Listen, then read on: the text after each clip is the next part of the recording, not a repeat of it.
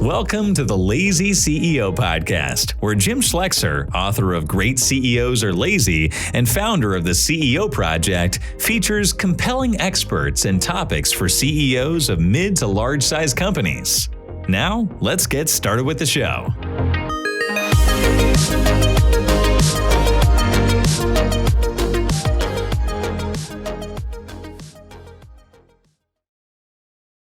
Welcome, everybody, to another Lazy CEO podcast. My name is Jim Schleckser. I am your host and the founder of the CEO Project. Well, today we've got a really interesting topic and one that I think affects a lot of executives and CEOs, which are our primary listenership, and that is one of recruiting. And we've got just a completely gifted individual in the space of recruiting in terms of creativity and frankly, impact joining us.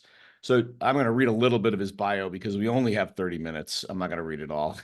So Julian Placino is a dynamic figure in the world of recruiting and leadership development. He was a former head of recruiting at Bottle Rocket and a key leader at Reach Global.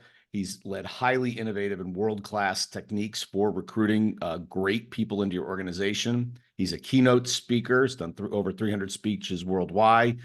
He also has a podcast called Pathways to Success. He's done more episodes than I have. Look at that. But highly successful. He's a recruiting consultant. He helps organizations do this and solve their recruiting problems, as well as create a culture where people can thrive and survive. And he's been doing this for over 15 years. He is active on iTunes, Spotify, and YouTube. And without letting the cat out of the bag, he is working on a double secret project that you all may get a chance to see if we're lucky. And if I'm lucky, he'll talk about it later. So welcome, Julian. I appreciate you coming. Thank you, Jim. It's great to be here with you and your audience. Thanks. So, the war for talent is an idea that's been around for quite a while. I can't remember who wrote the book, but it's probably 20 years old. And, it probably hasn't gotten better, right? The availability of top-level talent has probably gone down, affected by, a relatively robust economy, particularly for particular job categories, accountants, software programmers, and so forth. And notwithstanding sort of what we're doing around immigration has limited sort of our inflow of external talent the way maybe we used to bridge the gap to get there. So what are you seeing companies doing to try to bring great talent to their organization? What's really working out there? Whenever I approach the topic of recruiting and attracting talent, I always preach immutable principles. So I give a keynote called Mastering the Talent Puzzle, where I share the top 3 immutable secrets of recruiting success. And I see the companies that continue to employ this, in addition to the new tools and technologies, are the ones that are winning. So the 3 keys are these. Number 1, know your EVP and believe in it. Your EVP is your employment value proposition. It is not enough just to know it, but to believe in it as well, and to make sure that everyone within your organization knows and believes in it too. By the way, I thought that was a really interesting concept. I saw it in some of the pre-work because everybody talks about customer value proposition. Everybody knows that one, but your idea of an employee value proposition. So before you go on to your next ones, or maybe at the end, give us some examples of really good EVPs, if you don't mind. Yeah, exactly. So do you have Alto out there where you are? Alto is a private ride hailing service. So they're disrupting the marketplace when it comes to ride share, right? So although they are a logistics company, they're also a technology company. One of their secret sauce is the platform that they have. Sure. And one of the big struggles they had early on was recruiting software engineers, right? So one of their EVPs was immediate impact. They were able to recruit some of the best engineers out there because of the immediate significance of their work. So an engineer at Alto, they could design a feature and then get it out to hundreds of thousands of users and see the immediate impact of their work, as opposed to working in very large organizations where it could take 6 months, 12 months, even a year to see their impact. And you see, there was nothing about compensation. There was nothing about benefits. It was understanding who your target candidate was and their motivations, and then seeing what's real within your company to be able to present that into the marketplace as a value prop. Got it. Okay. And so that was attractive to engineers that said, I want to do a job, but I want to make a difference. And this lets me do it right away, as opposed to going to join the big company that starts with you. If I wanted to be in that space where it might take 6 months to see an impact, if ever, potentially. And that worked. Yes. And some of the most passionate engineers out there, they're so tied to like a mission and a purpose and significance. Yeah. And that really has to do with figuring out who is the person you're trying to attract? What are the commonalities of the best in the world of the disciplines that you're looking to recruit? Got it. So what's the second one? The second one is implement pipeline recruiting. Okay. Always recruiting, even when you're not actively hiring. The fundamental skill that all agency recruiters are taught at the beginning of their career is that. So whatever it is that you're tasked to recruit, agency recruiters are always building their pipeline of this particular talent, whether or not they have an opening. Now, when you bring that into corporate recruiting, what happens? You improve two things, quality and speed. Quality, because now you're able to choose from choices because you've identified an actual candidate pool. Speed, because now you don't have to start recruiting from the beginning. The average recruiting cycle for all kinds of positions are a best case scenario 4 weeks. 1 week sourcing, 1 week interviewing, 2 weeks notice. But by identifying and proactively building a talent pool, you can literally cut that down into half because you've already put them through your modified process. You can now choose, shorten that cycle, 2 weeks notice, you can cut it down to 50% in certain cases. But that one tactic shifts your entire recruiting model from reactive to proactive. Yep. It's a habit that your organization has to implement to pull off. But isn't this a moment of need thing, right? Like I look for and am interested in a job when I'm not happy, or I didn't get a promotion, or there's some driver in many cases that causes me to look. If I'm an A player, I'm employable anytime, anywhere. So I decide when I'm going to go. So my worry and my concern in this comment is, if I'm sitting in the recruiting funnel, like a fish, I get stinky over time, right? I age out over time, like I'm no longer in the market. And so you've got this attrition rate in your recruiting funnel of people that found a job and now they're not going anywhere for a little bit of time at least. So how do you manage hey, you're in my funnel, I really like you, but I don't have anything for you today? How do you, that's just the way it is, Jim, or is there another solution in there on that? So that's a whole nother art in terms of building a relationship with the candidate pipeline. So I teach my clients specific word tracks because it is true. Here at X Company, we do things differently. We like to get to know people now for our next and inevitable future openings. So part of that is applying kind of a search mentality of doing exactly that, getting to know the candidate at an individual level, finding out what is it that their pain points are, what are the ideal situations that need to come up that make this an ideal position for them, and knowing what that is. So that is an entire different art when it comes to building a relationship with your existing candidate pipeline. So it has to do with a change in philosophy and how you're proactively building these talent pools. Got it. Okay. So the conversation will go like this. Julian, we've identified you as somebody with exceptional talent and the kind of person would do great at our company. We don't have anything today, but I really wanted to get to know you and understand what you're looking for so that when we do, which will inevitably happen, you're the first phone call I can make. Throw it out front. Like, set that expectation at the beginning. We don't have anything for you. Right. Based on who you are and what you've done, you seem like a great potential addition to our organization in the future, right? What does that also do? Because you're not proactively going after them, like much top talent is, they have their hands up because all these recruiters are coming after them, right? Yeah. Their guard comes down. Yeah. And they can be more authentic with who they are and actually what they're looking for. It is a completely different approach. It's a completely different conversation when you bring that up front. Hey, we don't have anything for you, but because of this, would like to get to know you now. Got it. So who's doing this one well? This is a great idea. Who's doing this well? So I don't know if anyone necessarily that I'm seeing it is doing it to the best of its ability. I pioneered this when I was head of talent acquisition at BottleRocket, right? Okay. So BottleRocket is a mobile app development firm. We built apps for really big name companies, but it had some always very interesting recruiting problems because hiring was mission critical. right? So if we signed business and if we didn't have talent to support that business, we lost revenue, we couldn't close business. So we were always an emergency. Now, the reason why this strategy came to be was it actually came out of desperation, because for the better part of 7 years, like all good strategies, by the way. right, exactly. No, but that's what the thing was.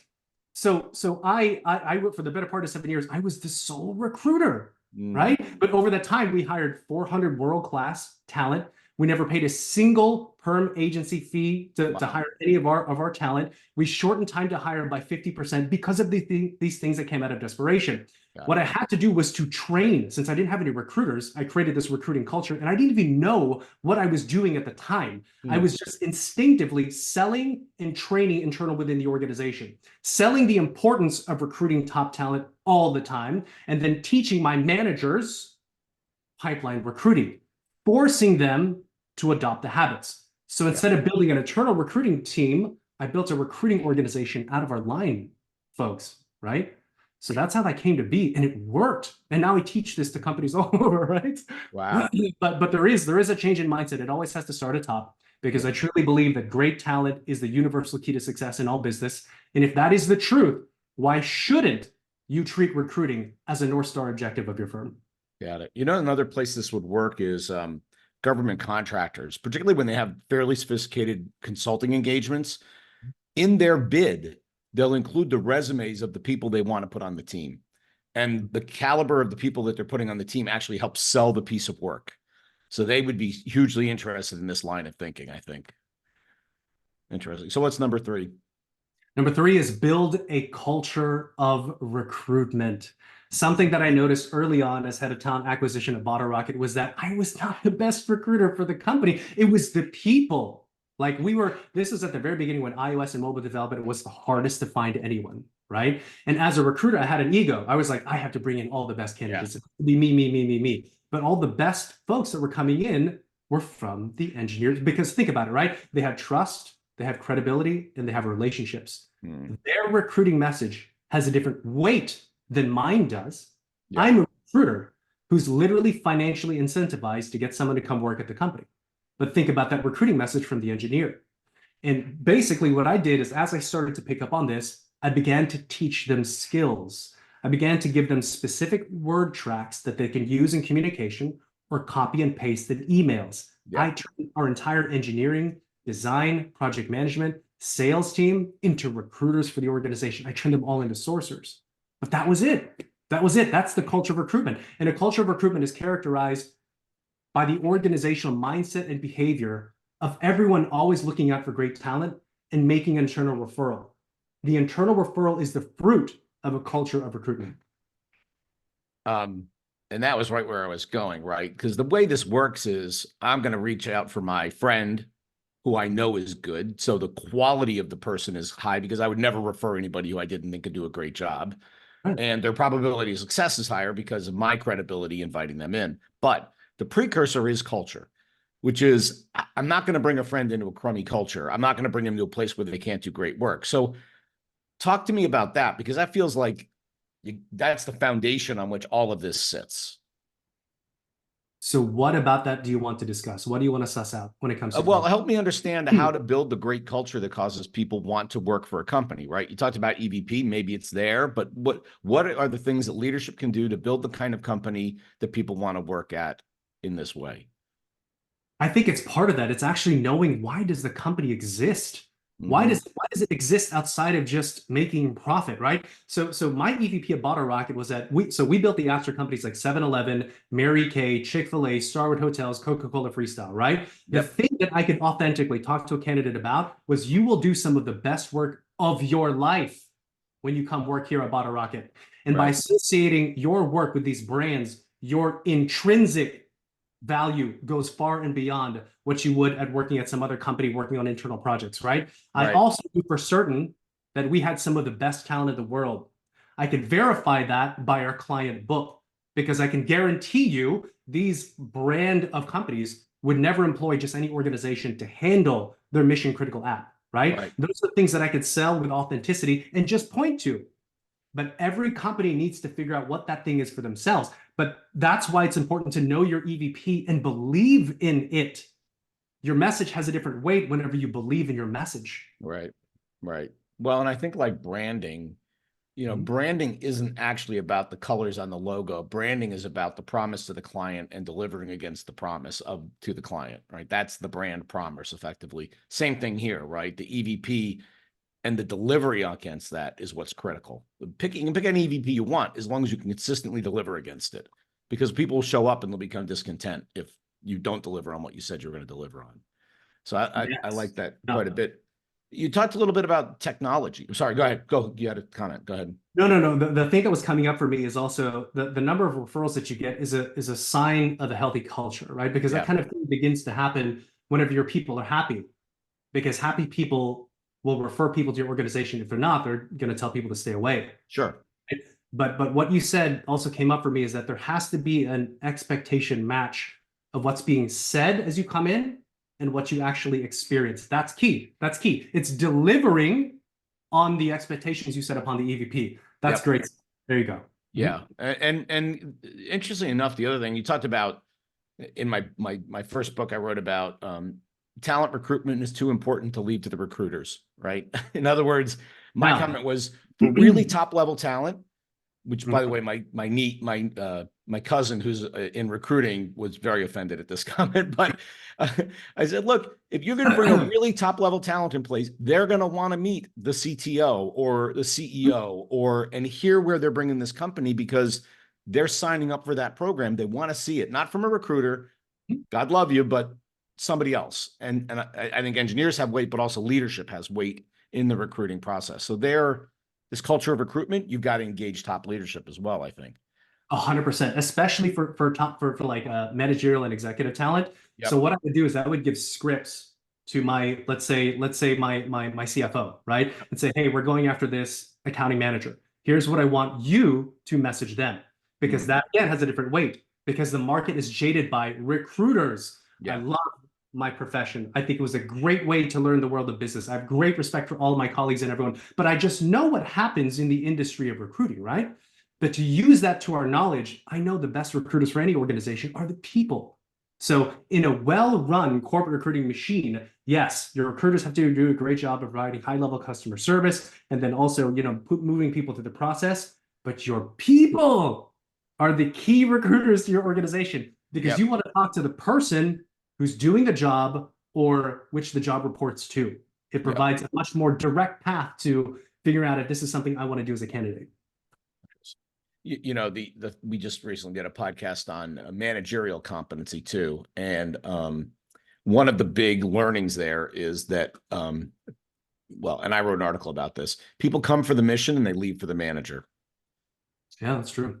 Right. So you can have a great culture and I got one, turd in the punch bowl, if you will, right? That's not working out. And that person just turns people over like crazy. So we do all this great work to bring great people in, and that leader just is making them leave. How have you seen people deal with that? How have you seen people identify that? Because, if you're putting water into the bucket and the bucket's leaking out the bottom, that's not a very effective strategy over time. You want to fix the leak. So have you seen that? And what have you seen people do to try to get after that? The managerial competency beyond like the culture is right and whatnot, but the management's right. How have you seen people engage in that, Julian?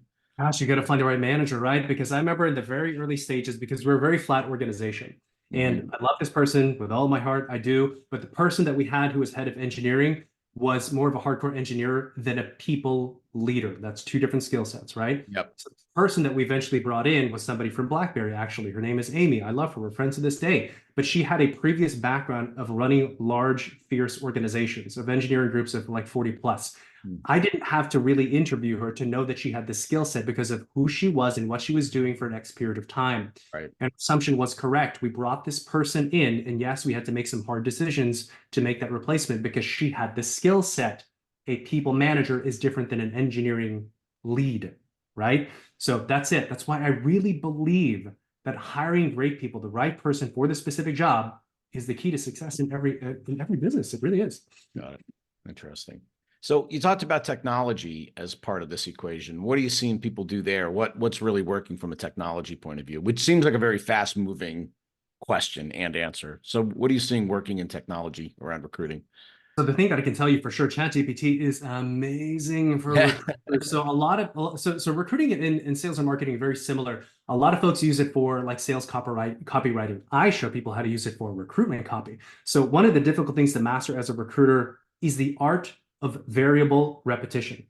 Repetition because it takes what, 8 to 10 touches for anyone to pay attention to you, right? Variable because you want creative pieces of copy to build a relationship with a candidate who you don't speak with, right? So I mean, that's one of the biggest things. Identification of source companies. You can kind of type into Chat GPT, who are the best companies to target within city for these particular disciplines. It'll spit out a list, right? So that's a good place to maybe just start to figure out your market mastery, right? Right. And then you can say, write a 7-day email script targeting iOS developer at X company using this value prop, and it will spit out an entire thing, right? So that's your copy right there. That was the hardest thing that I, as a recruiter, and many of my peers had, is just, what am I going to say? How do I build a relationship with someone who just won't pick up the phone? Well, now you have an automatic drip campaign handed to you by ChatGPT. That is the 100% primary use case that anyone here right now can do, right? Right. So you can say, like, do an exercise, figure out what your EVP is, and then do that exact prompt, right? So write a 7 to 10 day email sequence targeting X candidate, X skill set, using this EVP, and it will spit out an entire campaign. It's amazing. Wow. Yeah. That's Yeah, very cool. I love it for the copywriting answer. And, I have to say, I've used it, but I think you then have to edit it, to be fair, right? I find it to be a little formal and not, the word choice is a little weird. So you have to do a little work on it afterwards, but it's close enough. It's a darn good start, right? Chat is great at giving you a lump of clay, but it is up to you to shape it into something useful. That's a right? great phrase. I like that. It's 100% the truth, but that was the hardest part, is the creative aspect of things. But now it solves that for you. A third use case that ChatGPT is great is asking behavioral-based questions. The number one issue that I see hiring managers make, especially new ones in recruiting, is they kind of wing it versus acting like as a detective to figure out who this human being is in a finite amount of time, right? So to find the right match, there's an acronym, MSLOMAC: motivation, skills, location, opportunity, money, availability, and culture. And if you have a match in all seven, it just rolls off the tongue. That's really good. Because it works. It is systematic. One of my biggest things in the beginning was like, how do I actually know if this person is a fit? Because one of my weaknesses as a recruiter is that I would fall in love with a candidate. Sure. I'd fall in love with a candidate and lose my objectivity. But using this as a framework allowed all of my submittals and persons I'm presenting to the hiring manager to be objective. But one of the repeat the acronym slowly for those of us that listen slow. MSLOMAC: motivation, skills, location, opportunity, money, availability, and culture. Got it. I can go over those if you want, or I can send you an email follow-up. We may drop it in the show notes. That would be great, actually. Thank you. Okay, I can send that to Sharon, maybe. Yeah. Kind of a detail. I have videos and stuff on that too that you can Perfect. watch. But what I was saying about the behavioral-based questions, most managers are not great hiring managers. They're good at like what it is that they do. So instinctively, they're pretty good at asking the technical questions. If I'm an engineer, how do you do this, this, this, and this? What they're not good at is asking behavioral-based questions. Right. So you can use ChatGPT, just a simple thing. Give me the 10 best behavioral-based questions to ask a designer, an accountant, a salesperson, and it'll spit out a framework. Most people don't come in planned. Right. You have to come into your interviews planned and prepared with specific objectives to ask, because most people kind of wing it. But Chat is good at giving you questions to ask. Interesting. We're big on the book Who by Jeff Smart, and they talk about both team-based interviewing and dividing up specific areas of interest across the team. So we don't have 5 of the same interview. We've got 5 very different interviews focused on different elements. The other thing I think is interesting and maybe M. Slomak gets at it, is skill and will. Right. So there is the skill to do the job. I have the technical matter that I can code Java. I can do whatever the thing is. I can architect. And then the other one is will, which is, do you really want to do this job? Do you really want to do this job here? Because that's more correlated to retention. They're going to come and be happy if the will is right. Even if they're technically competent, so I put them in the wrong environment or not really quite doing the right job, people won't be happy and they'll turn over. So when you do talk to us about your interview strategy when you go after this. Is it how do you break that up? How do you think about it? How do you structure? Because you're obviously a structured guy. How do you structure an interview with the team? You got a great candidate coming in. You got 3 interviews set up, 4 interviews. How do you help them get to the bottom of things beyond, some ChatGPT behavioral questions? That's certainly one element. What else might you do? I think it was that. It was first kind of running a discovery, right? Because we completely changed our entire engineering hiring process based on the need of the business. Because like what you said was key, because there's different qualities and aspects of how to evaluate a candidate. So like the first step that we did is we did a coding test. We wanted to see if there's at least the level of competence that you could see code. There's so much an engineer can tell about somebody based on their code, right? If that are you worried about people using AI to spoof the coding test? Yes, I mean, of course, that is going to be a thing, but that's also why you have to design your process around that. Now that they have the code and they make it there, you have to be able to ask them to be able to defend their code. What was your rationale behind this? Why'd you do this versus, right? That's why you have to design a process. So, okay, so here's where I think I don't want to, I want to get to the heart of this, right? So I think it starts with doing a true internal inventory of who is the candidate. What's the ideal candidate profile? What is it? What are the skills that they need? What are the personality characteristics? And really defining that. And then structuring your interview process to be able to provide as objective evidence to support whoever that person is, right? But that's really what we did. Like even we forced candidates to show us that what they're saying they could do. Even for what is called a strategist, right? A strategist is a person that runs discovery sessions. Right. To figure out what the client wants. Because when it comes to custom software, a lot of times they have an idea, but don't really know what they want. Yep. But that was the key thing, what a strategist did. So what we would do as part of a process is we would have our strategist run a mock discovery based on a prompt. So what I'm saying is we're trying to simulate as real as possible of what the person's going to be doing as part of the interview process. That's what I would suggest. And you can do that with just about any discipline. Yep. No, I concur. And I can totally see that one, right? We've got, Best Buy wants an app to do, whatever, improve customer engagement. Mm-hmm. What questions would you ask? How would you get to the bottom of it? What would you think might be important? I mean, I love that idea. And I think it works for a lot of jobs. And I love the sort of real-time nature of it, right? Mm-hmm. See them do the thinking. Ask them why they made that choice. Those are really good, in-depth questions. Very different than a normal interview, by the way. Very different. Right. Mm-hmm. Interesting. You've seen this work like in accounting as well? In accounting, we didn't hire a lot of accountants, but I'm trying to think. I don't know. Anyone here in the group ever hired an accountant? No. Can you think of a test that you could do? Because you can design a prompt around that. Yeah. How would you handle? I mean, here's the thing. I will not know it in my head, but if I interview a hiring manager and say, what are the specific skills that you would like to suss out for? And then I would bring that out of their mind and say, hey, what's a little prompt or test or something like that we could do? Because like quality assurance, like we'd always have bug tests that you do right in front of us. Even sales, we'd have them come up with a sales presentation that pitches based on this kind of thing. Yep. You can do it for just about anything. You just need to put the thinking into it. Put a little thought into it. Awesome. That's great. This is good. What didn't I ask that I should have asked about in this space, Julian? Oh my goodness. This might make me very unpopular, but I don't know if I fully agree with all of the voices that speak about DEI. I say this as a recruiting professional for 16 years, who's had the privilege of hiring hundreds and coaching thousands successfully into employment. I also say this as someone who fits into a minority group. I'm Filipino. Yep. But there seems to be a tendency to elevate the importance of diversity variables and characteristics above the content of one's character and their capabilities. And not only do I think that is bad for business, but I think it is morally and ethically wrong.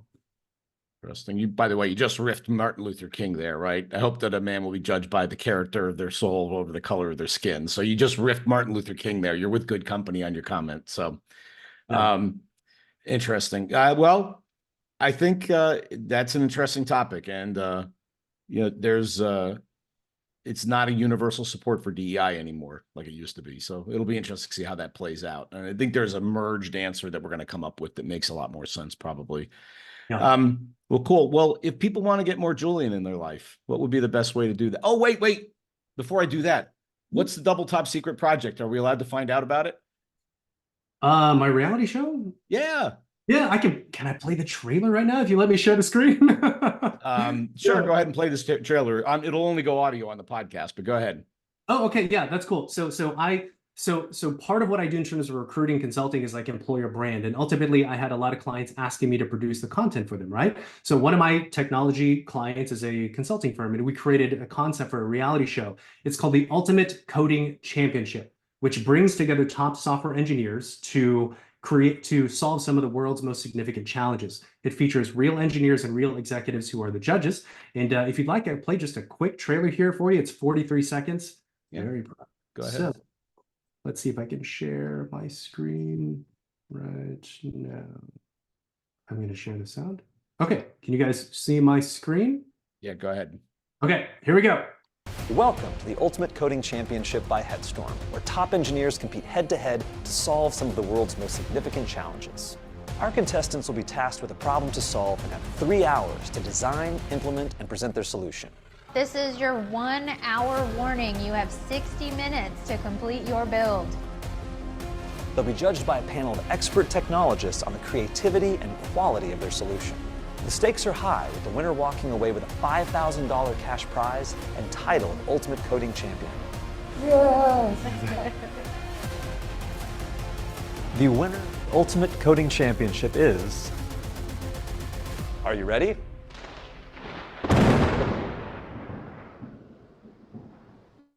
How's that for employer brand? You know what I'm saying? Super cool. Now, in addition to $5,000, do they all get jobs at the end of that? Like immediate job offers standing at the doorway? That's super cool. I think the door's open to that for sure. But I can't wait to check it out. A lot of fun. So, where's it going to be visible on YouTube, or is it going to go onto a channel I can watch, or where is it going to be distributed? Do you know? It's going to be on YouTube. So if you just type in Ultimate Coding Championship by Headstorm, it's going to be on YouTube. All that's there right now is a trailer. We're doing a big launch premiere and watch party here in the next few weeks. So episode 1 will be live mid to late March. So that's the cool, fun project I'm working on right now. Very cool. And if people want more Julian in their life, how would they do that? How would they find you? You can go to julianplacino.com. I'm most active on LinkedIn. Also, if you want to learn more about my recruitment masterclass, my signature training program, which turns your employees into an army of passionate recruiters and talent ambassadors, you can go to julianplacino.com/recruitment-masterclass. And essentially what that is the packaged up program that I created at Bottle Rocket, and now I teach that to other companies. Lovely. Julian, this was awesome. Very creative, very interesting approach to recruiting. I deeply appreciate your time. You added a lot of value today. So thank you. I'm glad to hear that. It's been a pleasure to be with your audience. Thank you. All right. Cheers. This podcast is brought to you by the CEO Project. At the CEO Project, we work with CEOs to help them grow their business. And our members represent billions of dollars of revenue and profit. And frankly, amongst all of us, we've probably made every mistake in the book, including some you haven't made yet. So if you want to learn from the experience of a bunch of really seasoned CEOs, we're a great place to hang out. In this podcast, what you're going to hear are some of those ideas, concepts, and things that are just going to help you on your journey. If you want to find out more, reach out to us at theceoproject.com, or you can contact me personally at jim@theceoproject.com. Happy listening.